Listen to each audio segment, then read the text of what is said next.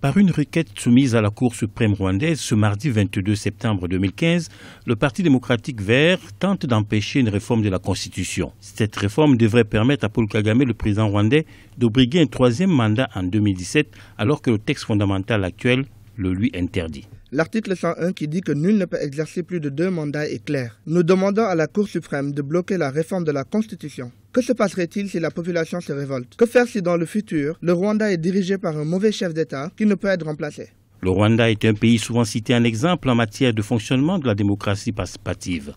Au cours de l'année 2015, quelques 3,7 millions de Rwandais, par voie de pétition, ont réclamé un maintien au pouvoir du président rwandais. Pour le Parti démocratique vert, ces pétitions font partie d'une campagne gouvernementale orchestrée depuis 2010. La requête soumise par le Parti vert au Rwanda contre le troisième mandat du président Kagame a peu de chances d'aboutir. Déjà, ce parti doit se féliciter du fait que la Cour suprême a accepté de juger. Mais on voit mal comment la Cour suprême pourrait juger par rapport aux pétitions qui étaient lancées. En même temps, le président Kagame étant là, ça serait la première, mais il y a très peu de chances vraiment que ça aboutisse dans un pays comme le Rwanda, et ça remettrait en doute beaucoup de choses.